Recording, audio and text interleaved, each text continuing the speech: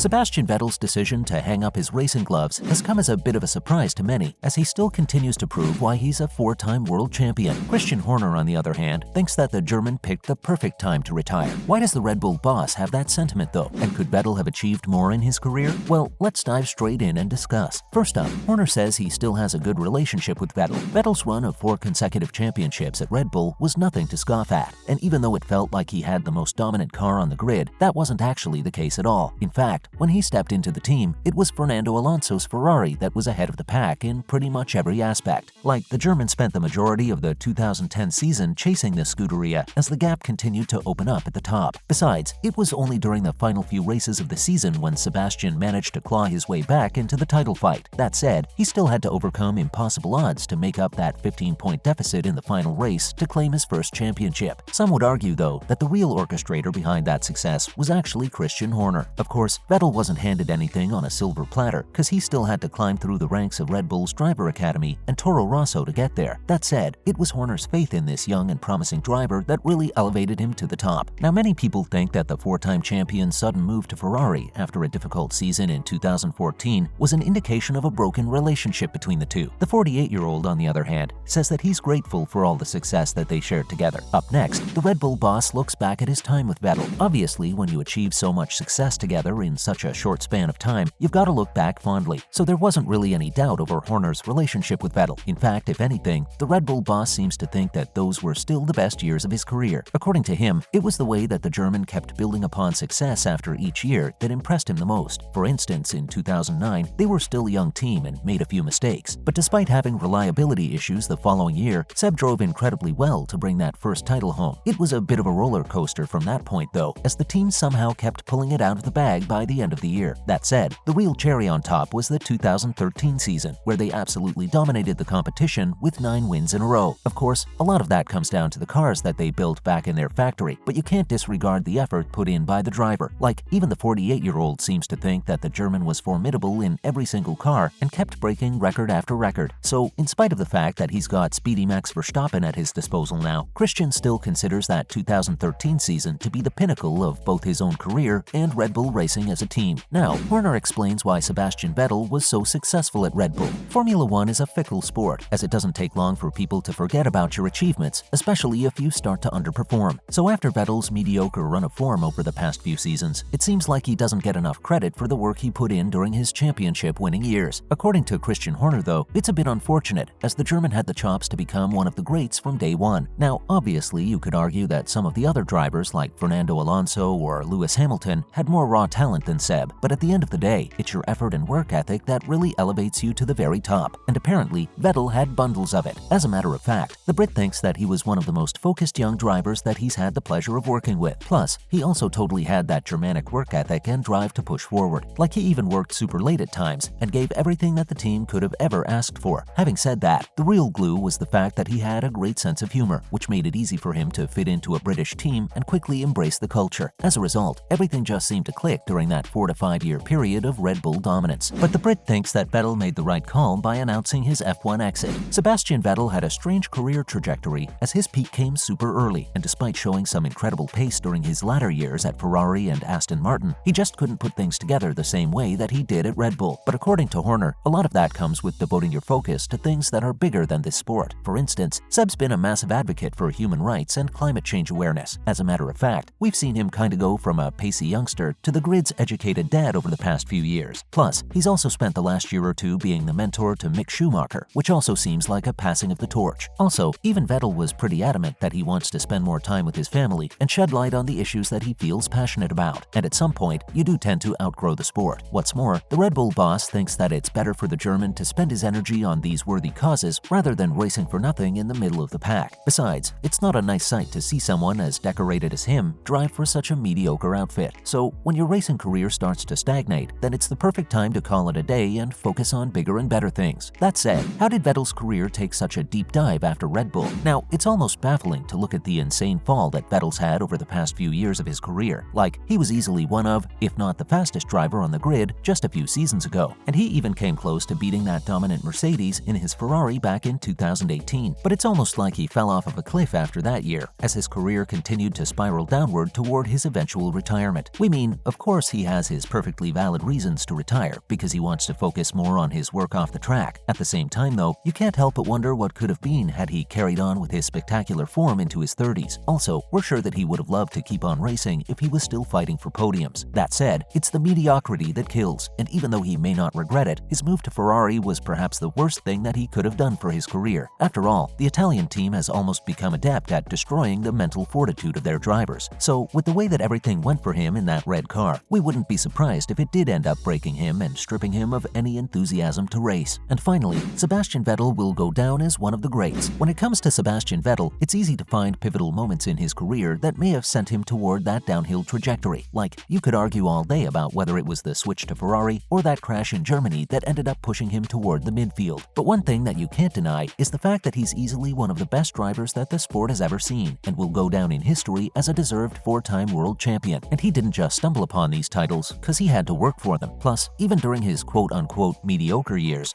the German still managed to bring home an incredibly rare podium for Aston Martin. So it's a bit unfair to say that he's lost his mojo or that he's not good enough. Perhaps it just comes down to him not having the type of car that he prefers. We mean, throughout his career, he's found success in cars that tend to understeer, but the past few years haven't been kind to him in that regard, which explains why he's had so many spins as well. At the end of the day, though, the legacy that he's leaving behind, especially with the whole Mick Schumacher thing, will be looked back upon for decades to come. Besides, maybe it's better if we kicked back and enjoyed the final few months of Seb on the track rather than putting him under a microscope. That's a wrap for this video. Do you think that Vettel should have continued to race for a few more years? Let us know in the comments below. Make sure to give this video a thumbs up and subscribe to our channel for more videos like this. See you in the next one.